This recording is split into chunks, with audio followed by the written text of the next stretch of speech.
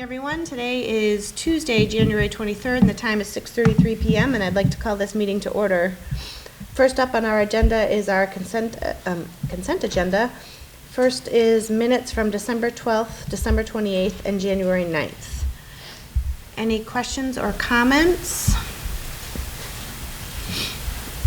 Has everyone had a chance to look at them, read them? Not hearing any questions or comments, I'll take a motion.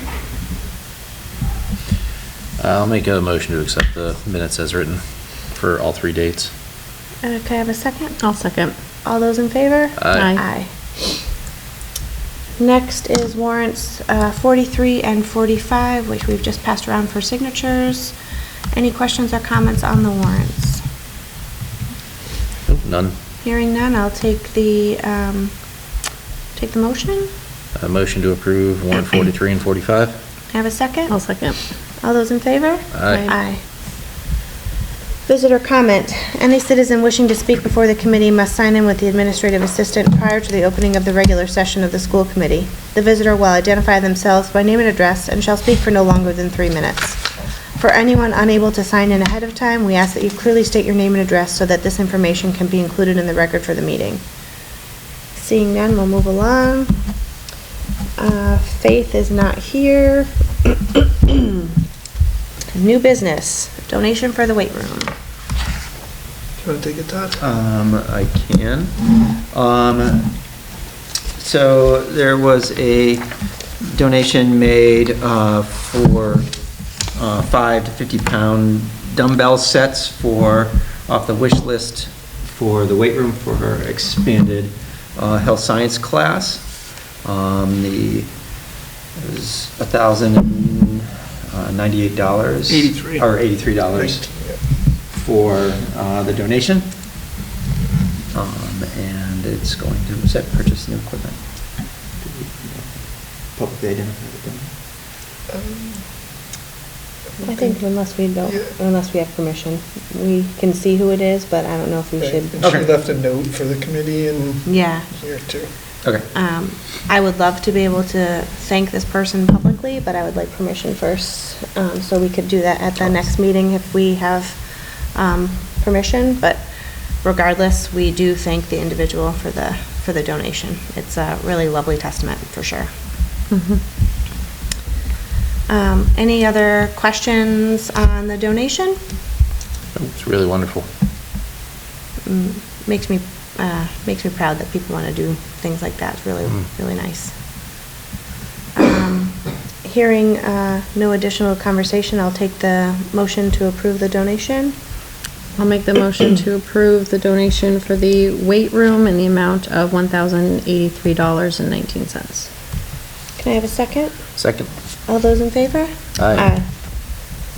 Invoices from prior fiscal years. So in your folder, I put a copy of the invoices that I received over the past month or so. Some of them, in particular the QBS invoices, they were being emailed to a person who's no longer employed in the district, and so it took a little while to sort that out, and so we backtracked it to everything that we owe for them.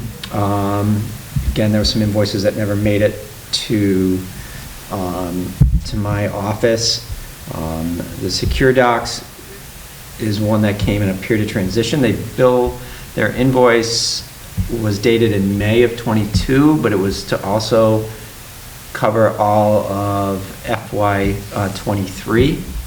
So I'm speculating that it was going to be held off until the new fiscal year because it was really to serve the new fiscal year, even though it came in May and we kind of transitioned into that service, and I think it just didn't end up being processed. But it is a service that we rely on, and so to avoid suspending service. And I should note, on the district, the Secure Docs, we are paid, our current bill is paid. Yes. That we received. FY24 is paid. FY24. So this was backdated a year prior to that. So how long has this person not been employed that we lost an invoice from 2022? I'm not sure when they transitioned out. I think it was at the end of the 22 school year. And we wouldn't have known to look for it. I mean, there's a lot of a couple from 2021 also. Yeah, unfortunately, I can't speak to. Sure, But we do try to make sure that we're closing out purchase orders to, as we approach the end of the fiscal year, to make sure that we are catching as many of these things as possible. It gets paid out of 24 funds, right? It doesn't go back to the town for free cash to be reallocated because it's swept back? No, so what we've done, the WB Mason and the QBS are out of revolving accounts, which we can carry forward. We do anticipate some savings in our technology line, so we were able to pay that one out of the FY24. Okay, so still have it in the budget to meet these? Yep. Okay, great.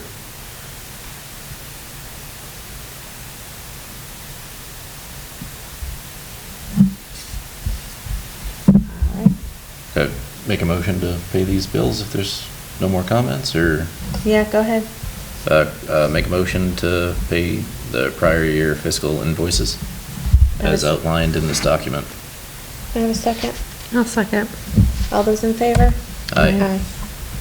If there's a way that we can try to keep track of this so we don't have something like this going forward, I'm all for it.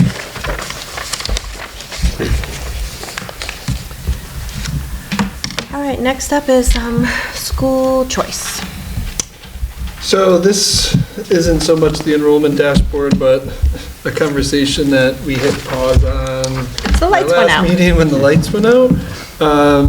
And again, I know we don't have the full committee. I'm not looking for a vote or anything this evening, but just wanted to bring up for conversation's sake to see if there might be a way that we could work the committee and myself to identify maybe a different process, some tweaks to the school choice process in voting on number of seats and when we're doing it. And I think certainly recognize the committee's appetite to make sure we're not creating new classrooms out of school choice, to make sure that we're maintaining room for residential or residents and people who might move in. I recognize we're working on a fine line, and I think the process has worked, but I also think it has produced some obstacles in ways, like trying to get a vote to open up a seat if we know a seat could be opened, things like that. So just wondering if we might be able to find some flexibility with that. Happy to talk with individuals or in a meeting about what that could look like. Is it looking at numbers and the committee voting to close certain grades? I just think sometimes if in March we open up 8 seats and things change, or May we open up 8 seats and we get some move-ins, and then all of a sudden we've accepted school choice students and we have some new residents, and then all of a sudden those 8 seats seem like maybe it should have been 4 seats or 6 seats. So just present some little challenges for us. Nothing that we can't continue to work through, but just felt like this was an appropriate time to bring it up as a question and kind of get people's thoughts on it. I know I had spoke up in the last meeting and just talked about the fact that if it makes sense, I think in my mind, if it makes sense to be more conservative kind of going forward and starting, you know, whether we, you know, do that initial vote just to kind of join school choice or not, and then starting kind of very conservatively, I feel like the committee's always been very flexible in adding items to the agenda and meeting every couple weeks, or adding a meeting if there were more spots that seem to be available in a certain grade or school or whatever that looked like, to add them. My concern in kind of not being as transparent with particular seats is that it can potentially lead to the perception that there are, you know, seats that become available or aren't available depending on different situations and circumstances, and I wouldn't ever want to put the district in a place where it looks a certain way to any families or staff or anything like that out there. Yep. Totally fair point, and something certainly worth consideration. Again, I think as we've talked about here before, we don't put things like whether or not a student has an IEP or any disciplinary background. We don't have that on our application or anything, because those are things that can't be used to make the decision. So we've made the decision not to get those things up front. So it is taking a bit of a blind look at those who may apply. But completely understand where Jill's coming from too. What is the practice of other districts around us? I think it's a little bit different everywhere. I can reach out to some other superintendents and come back at the next meeting and try to give you a Just better curious, idea. like, Yeah. because if there's a best practice that we're not doing, or if we're looking at it through a different lens, which has been working for us, I think that's great, but I'm curious to know, are we an outlier in how we're handling it, that maybe will help us look at things differently? I'm just curious. Sure. I agree wholeheartedly with what Jill's saying, so it is sort of niggling back there, but, I don't know if it's because that's all I know, and that's how we've always done it, so that's how I feel like we should do it, but I'm curious to know if neighboring districts are doing it dramatically different, or if there's something else, a model out in one of the neighboring towns that we could look at as a way to do things differently, or Just get ideas, yeah, just get ideas. Yeah, just- I'm happy to put something out to colleagues in neighboring districts and get a better idea of what each district looks like, because I think that's the thing with school choice, right? Like, it says you have to do, this is the minimum you have to do. You have to vote if you're going to withdraw from school choice before June 1st of the year prior, but it doesn't fill in any of that gray area. That's where I think DESI says, like, oh, it's local control, but you can't do this, but you can't do that either, and then you kind of have to form your practice based on that. So I don't think what we've been doing is wrong in a way. It's just, I think especially you get to this point in the year too, where some seats might be lingering out there that were voted on last spring, and it's like, oh, we could actually add another one, or we should close that down. And so I think we've talked a lot about it around that vote and what the numbers are at that time, and I think the enrollment dashboard has helped the conversation for us to kind of get real-time updates on enrollment. But there's just all these like little factors that are involved that just sometimes feel like somebody shows up tomorrow and we're like, oh, we don't have a meeting for 3 weeks now. And to Jill's point, the committee's been great about pulling together meetings if there's a need, so we could do that. And those things aren't happening often either. Right. So I don't want it to sound like, oh, these things come up all the time and this is the first time you're hearing about it. They might happen once or twice in a year. Right. But it's just some little flexibility. So I'll reach out to other districts, get some more information for you all. And again, if we land, I don't think it's as, every district, I believe, has their own, like, we created our form based on the regulations from DESI.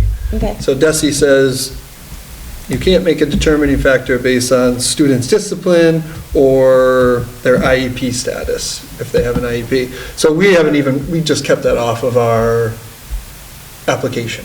So it doesn't even get submitted until they've either been invited to accept a seat or not, right? Where I know some districts do have, does your student have an IEP on it? We do ask, do you have a sibling? Because siblings do get preference in, if there's a lottery or a certain number of seats open, siblings do get preference. So we do ask that question because we wouldn't want to make a decision without that information. So we've created our own based on the regulations, but in looking at some other districts, they're slight differences in other applications. So I guess I'd be curious about that too. When Sure. we reach out, if we could just get a copy of what their form looks like and what ours looks like, and, you know, if we're looking at it, it might as well make sense. Wow, it might make sense to look at the whole thing. Perfect. Any other questions or comments on that?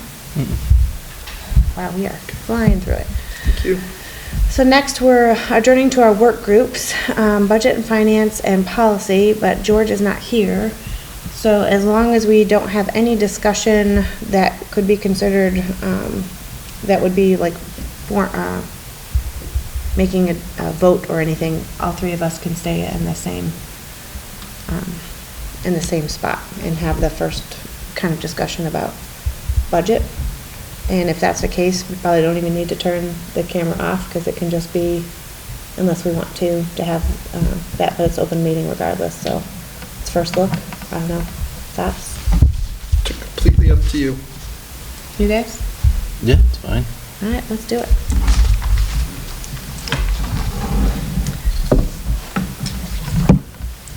So in the folder, I put in, part of this was shared because of our abbreviated meeting, but I put FY '25 budget, and it's just a copy this time from 1/9.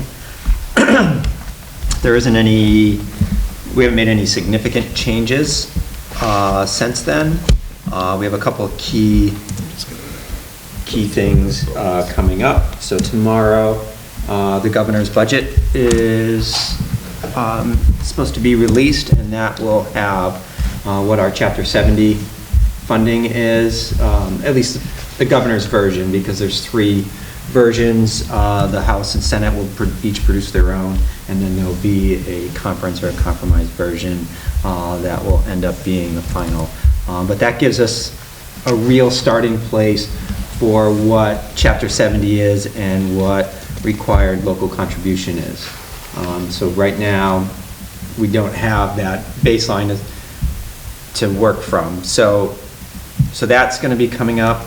And then we also have a subcommittee meeting with the select board to present our first budget to them, have a discussion on where the town sees us in the process. And so those 2 big things are going to be drivers of taking where we are right now and moving that towards that final version.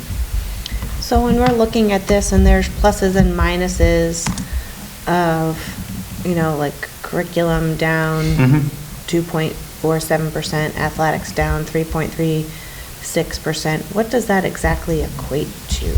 So in terms of the submitted budgets, so from each department, so athletics, Mr. Dubuque's budget, what he submitted was 3.36 less than what he submitted for FY '24. It was approved for FY '24. And what was approved for FY '24. Okay, so it's, The comparison is, FY '24 that was approved this year, and that first column, that first bank is like those departments and what their wish list budget. so he's asking for less. Yes. Okay. And again, those percentages, like 3% from the athletics budget is not equal to 3% on the special ed budget, for instance. Of course, no, I'm just like, does that mean it's, you know, what does it equate to? You know, so he's making a determination, so it's less a percentage of his, and curriculum is less 2.47%, but I just want, you know, what does it mean, right? That's all. Because I can tell you, like, for some of this stuff, it becomes, it feels like, for the games that I'm going to, we're one of the few districts that doesn't have a trainer on site when we have games, and that's, it's not a great feeling.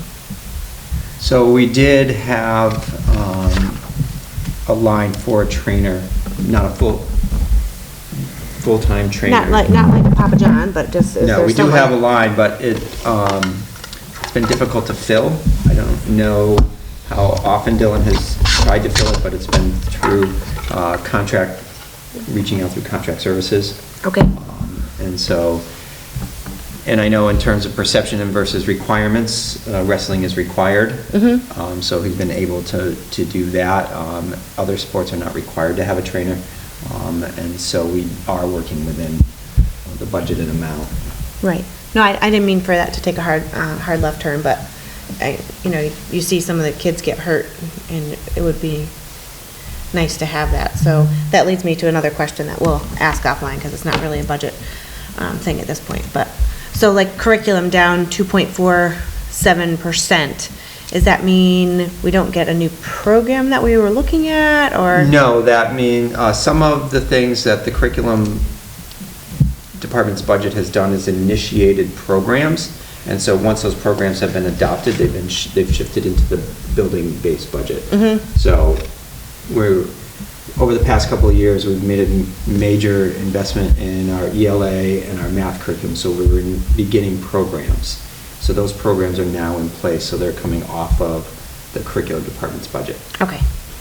And then we got to talk about the two ginormous ones for, three, I guess. Facilities, sped, and technology. So facilities, one of the things that I found in going through last year's budget and the previous years is there's certain things that I felt were underrepresented in those budgets. Okay. And wasn't really reflecting actual costs. So for example, electricity. We had budgeted going into FY23 $120,000 for campus-wide, but it was closer to $180,000 was the actual. Oh, wow, okay. So one of the things that it helped last year, we had a very mild winter. So I think it was around $40,000 or $50,000 in oil that we didn't purchase because it was a mild winter. So that helped to offset. And so we were able to, so we didn't exceed our budget, our overall budget for last school year. But if we were to have the combination of a cold winter and reflect our actual electricity costs, I think that's where we could run into some problems. So trying to be upfront with some of those costs. Sure. Yeah, and I think too, in this first section that we're looking at,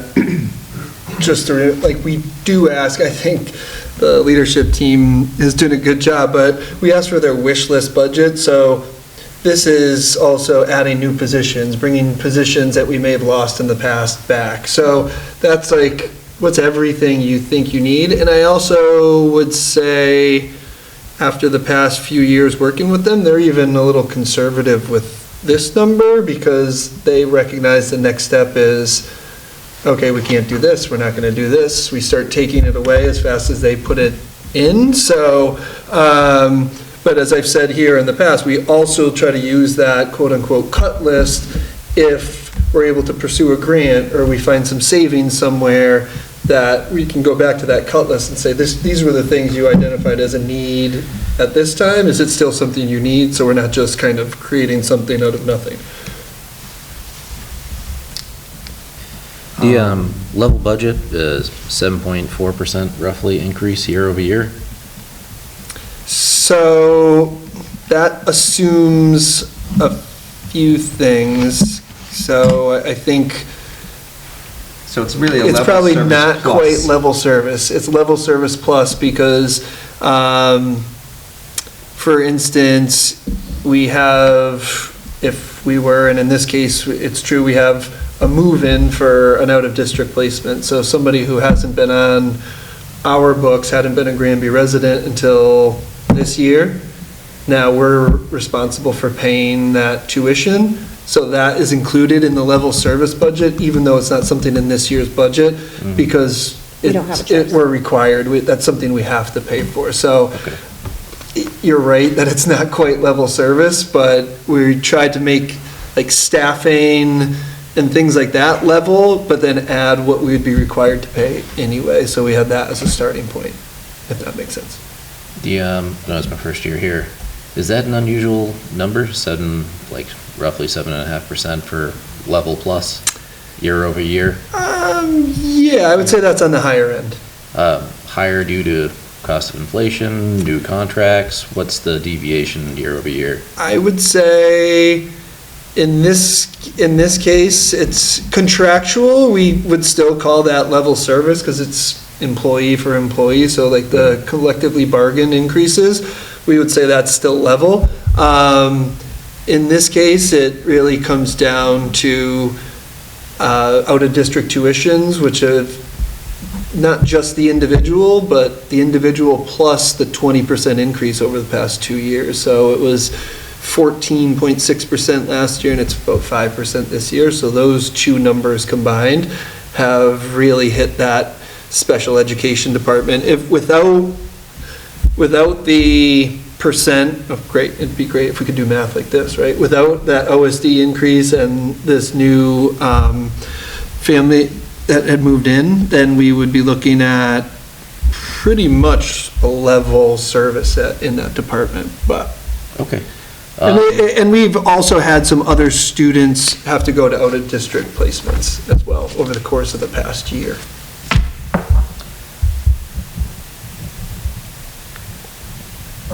I didn't want to hog all the time. No, Go for it.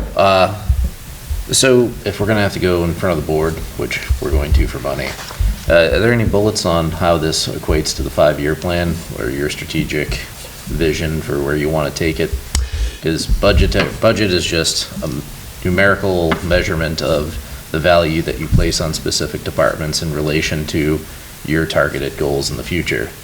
So are we able to articulate, we need these changes plus or minus for this reason? We can't, and again, tonight is really the jumping off point for us, and I'd like Okay. to get some direction from the committee as well to say, what are some of those things, and I want to try to make sure that I can try to answer your questions. Reality is, we had a reduction in services last year. We lost, and this is a place where I think over the next few weeks and months would be important for us to have a visual like that to say what we lost last year.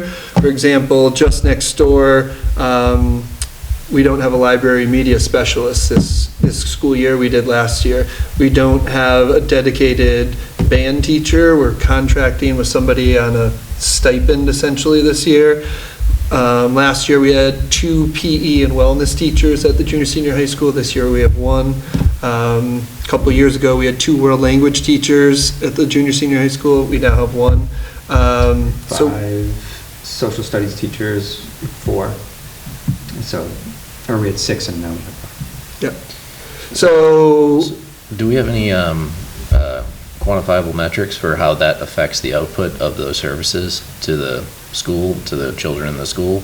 We've lost X teachers equates to this amount reduction in output, or just so if we stand in front of a crowd, we can say, hey, look, this deviation occurred. This is the result of that. If we're not backfilled, this will continue to happen, and here's the numerical trend that we're showing you.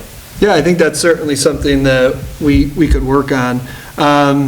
It's challenging too, because a lot of these places we're talking about positions that, like the phys ed position, for example, next door, in order to account for that, what they have done this year, and again, I don't know that it's sustainable, is, and I think this gets to what you're talking about a little bit, is we have 2 guidance counselors and 2 social workers who are each picking up a block of students that typically they'd be available to support students in the student support suite, but the 4 of them are out of block now teaching a class. One is doing yoga, one is doing 3D printing, one is doing a 7th grade seminar, and then like a PE, another PE class. So it's like we're taking with what we have and trying to, in some ways, recreate what we had with Gotcha. less. Maybe a good target to start is, what's the best 3 to 5 strategic goals that we're trying to accomplish with this money in the next fiscal year? And then from there, we'd be able to flow down and then show how the money's being spent to accomplish those goals. Because it's good to see it holistically, but it's kind of feel like I need a compass. I know we're spending this money, but if I was sitting in the crowd, I would want to know why. Like what specifically we're trying to accomplish, other than we teach kids. Yeah. You know, obviously it's a school, but if we could say, we want to accomplish X task, and we need this in our budget, and here's the ramifications if not, and here's the trends that we're currently on. And then paint a picture to, because people don't keep up, you know? When they come, they need a synopsis with something they can grab onto and a clear picture trend of the goals you're trying to meet. Yep. So if you start with the goals and then work in reverse, and then the numbers won't just be numbers in sub-departments, they'll be, I think we get to where you're going yeah. eventually. Oh, okay. Because we've been, for the past several years, we have like a one-pager document that we put out that kind of relates that information, I would say, that we hand out at town meeting when we're voting, and we have our, what do we call them, like our We have to have a forum, public forum, where Oh, okay. and then we a invite public people to hearing. come. So really what we're looking at right now is, this is mostly for us. Gotcha. Still my rookie year, so. No, I Slow me down if I'm. No, so I like where you're going with it, but I don't want you to feel like we don't get there. No, I Right, gotcha. so, a lot of this here, because this is our budget subcommittee, is where we kind of get to help, like help point out how we want to go and what we're looking at initially before we bring it back to normally to the full committee and have a discussion, and then, this is to help us prep for our budget meeting that we're having, our joint budget meeting that we're having in next week? Next Tuesday. Next Tuesday. So just to try to get us level set a little bit about where we're at and what we're looking at. And I love your idea, because I think we're gaining traction with the town a little bit about, it doesn't feel, I'm gonna say that and I'll probably jinx us, but it hasn't been as contentious the last few go-arounds, I feel like. People understand, and I think the biggest thing that's been helping us is that we've been very upfront with everything, and we've been trying really hard to not ask for additional money on town floor. Like, we've been working with Chris Martin, FinCom, and the select board ahead of time, so when we get to town meeting and our budget is presented, what's there is what we're looking for, rather Okay. than having a budget be brought to town meeting and then us having, either trying to modify it on the floor or have a separate warrant article asking for additional money. So we've been trying to get away from that. So this is, I'll say, the very beginning of where we're starting. So this Gotcha. is them looking, like Steven said and Todd has said, at our wish list, what it looks like, where we are in comparison, and then we start to chunk it out and look at all of the things. And so our subcommittee meetings and all those will start to become more and more targeted. So this is really like our first read of Gotcha. Off the block. off the block. Understood.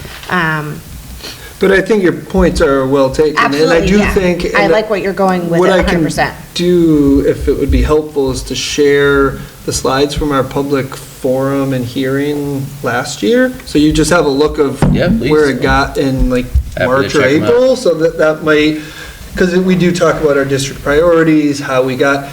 I will tell you, when I send you this, remember, we're usually presenting that, so if you have questions, I'm happy to like hop on a call or meet up and try to answer those for you, because some slides might just be like, what is this? But happy to try to explain that. And the other thing I think that this sheet doesn't capture is, just remember the past couple of years, we've offset our budget with Yes, sir. $200,000 to $300,000 worth of ESSER money, which we do not have that offset for this year, this coming year. And so that's to me, is the scary part, is because we don't have that money. It's that combined with that 7.4% over a level budget, that is where I foresee challenges. Because it's that 200, last year was 284,000 that we offset our budget with. Again, for the most part, we've been able to identify one-time costs with those monies, so we're not, but think there's one position on there that it's like, how do we absorb that? But that plus some of the other factors that get us to that 7.9%, it feels like that gap is a little bit bigger than it might even appear.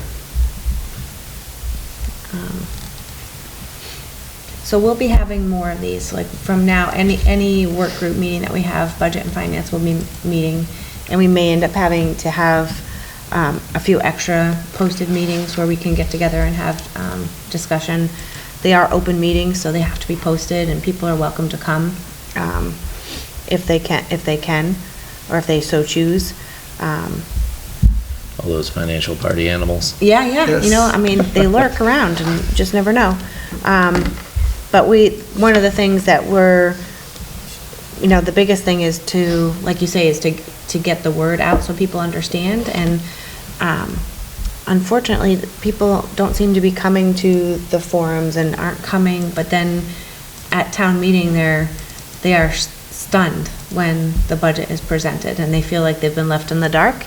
And so that's the bridge we're trying to cross. So that when you're thinking about this, help us think about that too, like what we can do with, our community relations group, how we can get that out, if there's a different way that we can present the information, because it's not just the school families, it's community families, because the budget impacts the whole town as a whole. I always thought mailing stuff out as riders to attach to the tax bills is a great idea. 'Cause you don't have to pay for the envelope, don't have to pay for the stamp.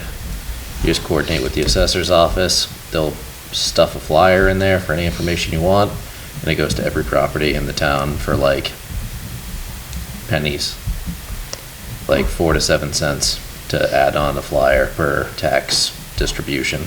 Well, And they that's have to something do that it we haven't- anyways, so if you want people to know about, hey, you want to be involved, here's some key dates and events, they're gonna get the tax bills, so Right. we could attach a rider. That's an interesting idea. I like it.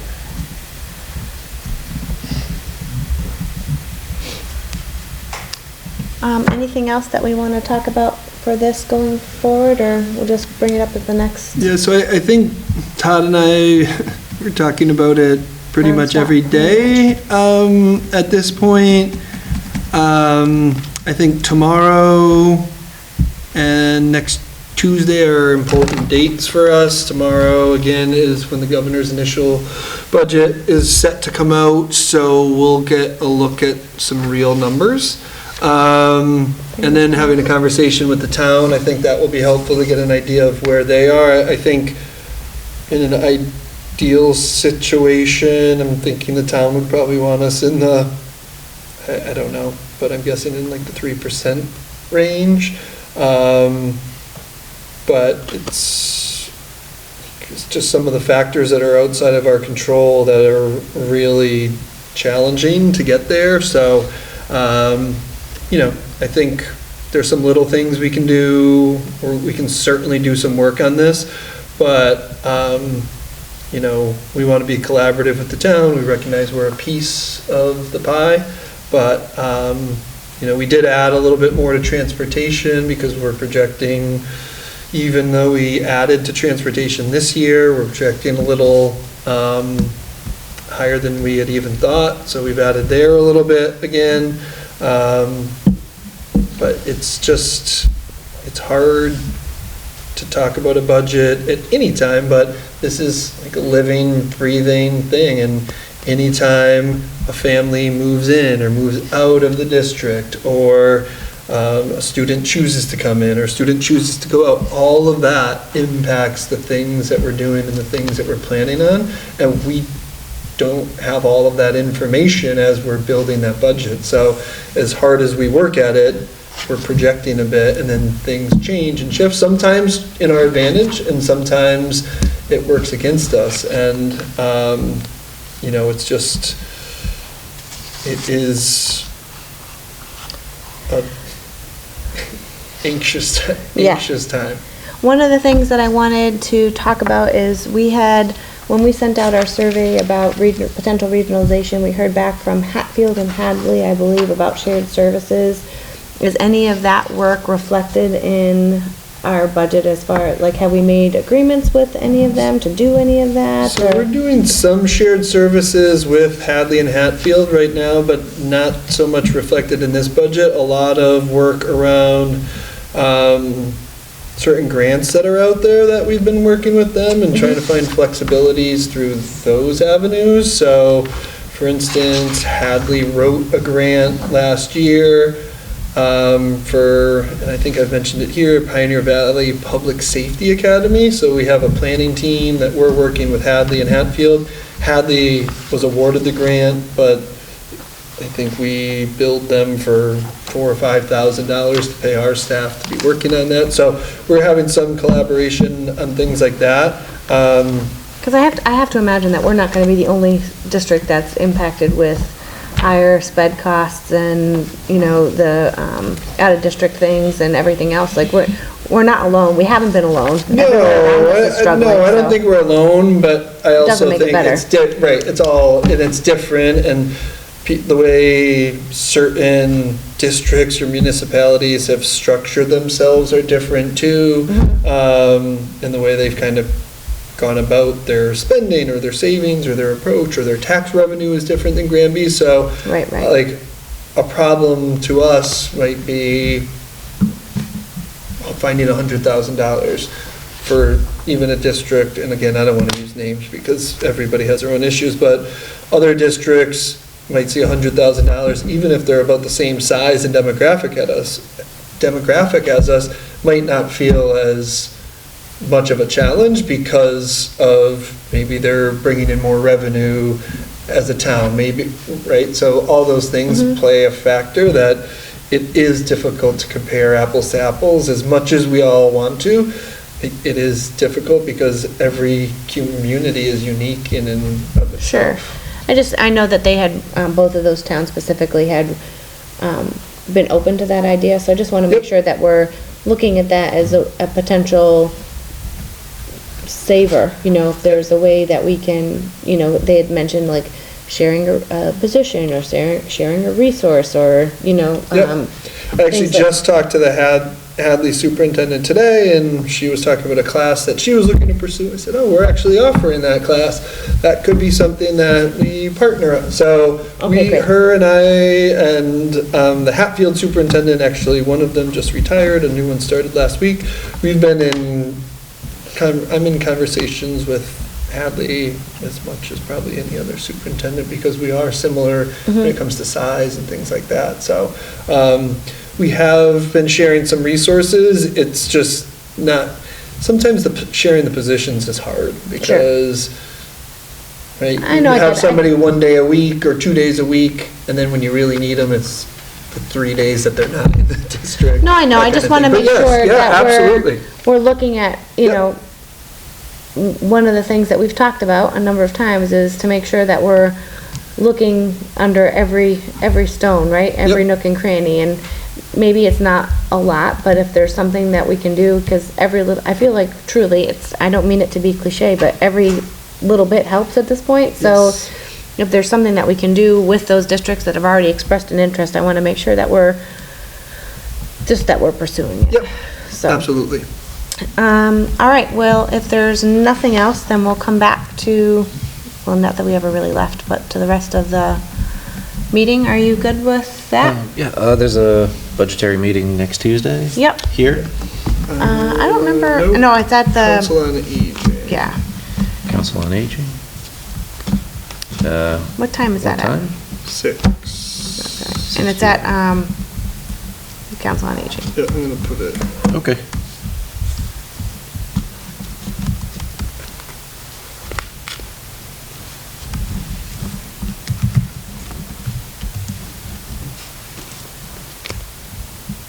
Was the intention for that to be full committee, or was it? I think it's just budget and finance. Yes.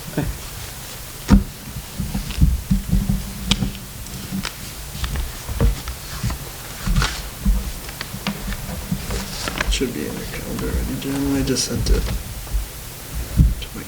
Great.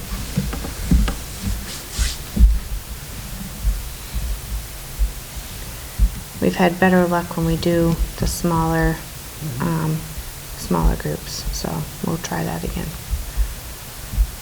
See what happens.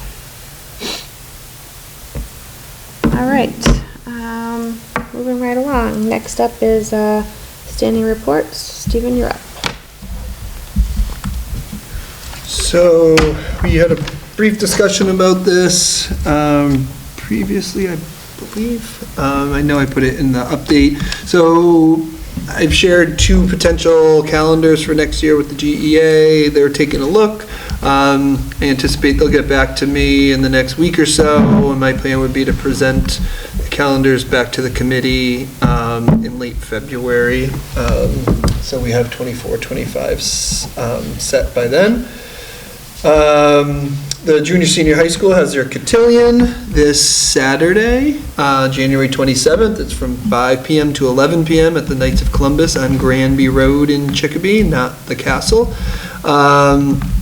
So I know tickets were on sale up until I think last week for that. So I know Ms. Romano and the student council are looking forward to that. We mentioned a few times here tonight, the governor's budget is expected tomorrow. We have a scheduled meeting with the town administrator and our select board liaison next Tuesday. Todd and I are also attending a luncheon next Friday with a focus on the governor's budget in a presentation from Doug Howgate, who's the president of the Massachusetts Taxpayers Association. And then the following week, Todd and I actually have a meeting with Roger Hatch. He's a former finance director at DESE and helps the Mass Association of School Superintendents with kind of go through the governor's budget and impacts and what he forecasts for that. So he has an hour-long session overall, but he takes some individual questions from districts. It's been really helpful in the past. So as we've kind of alluded to here in subcommittee, we're really kind of kicking off the next couple of months here, and we're going to get a lot of information in the next couple of weeks. And then want to update the committee, the innovation career pathways. We are in progress still. Our next deadline is a Part B application that's due February 8th. We have a team that's working really hard on this.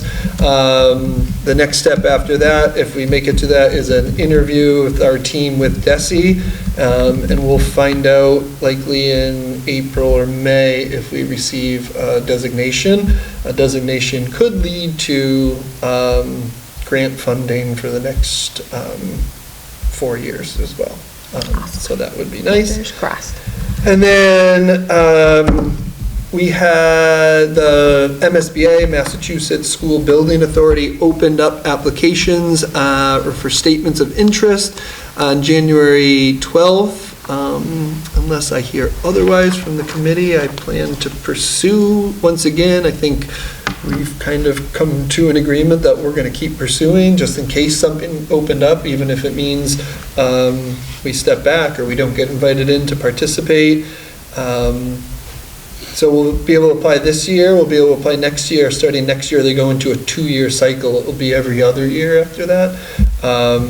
So plan to pursue that, and that would require school committee approval and select board approval. So once I have the statement of interest drafted, I anticipate it will look very similar to last year's, but I will bring it here for your permission and then bring it to a select board meeting likely in March. Excellent. Any questions or comments? All right, Todd. We went over FY25 budget discussion, so that would be one of the main things. And as I said, we'll be having a number of meetings with a variety of people in preparation of FY25. I was going to share this at our last meeting. It's in your folder. Ken from Chartwell's gave me kind of a breakdown of where we are at the midpoint of the year over last year for our school lunch program, and with the help, I think, of the Universal Free Meals program, we are in the black in our school lunch program, and about $5,000 more in profit at this point this year over last year. And he is planning us to do a survey at the junior, senior high school about quality and selection and looking for, are there menu ideas or proposals that the students have to broaden and expand and keep a high level of interest and participation in the school lunch program. Excellent. So that's what I have for today. And I should note, I did include it in the update last week, but Todd and I had our initial meeting with representatives who were awarded the bid for the kitchen project on Friday the 12th as well. So we exchanged some information. They're getting back to us with some next steps, but that project is moving forward. Jill? We meet for CES Wednesday, the 31st. Okay, great. Anything else? Anything that we didn't get to tonight that we need to make sure gets forward for next time? Don't think so. Okay. And we have, just so people, it's on your radar, we have a 2-week gap between meetings. Because of I think we set it up that way to avoid the vacation week. Yeah. Having a meeting on the vacation week, so we meet on the 13th. Yeah, and we meet again on the January is a 27th. 5-week Tuesday, so. Yep. Yeah, so next meeting will be the 13th and then the 27th. Right. So we have our separate meeting next week, but no school committee until. Right. Okay, if I'm not hearing anything else, we'll vote to go into executive session. We'll now vote to enter into executive session under Massachusetts General Law, Chapter 30A, Section 21, Part A3, to discuss strategy with regard to collective bargaining, as doing so in an open session may have a detrimental effect on the bargaining position of the committee. The committee will not return to open session. Jackie? Mr. Durham? Aye. Ms. Pelletier? Aye. Ms. Bartos? Aye. All right, everybody, that's it. Thank you.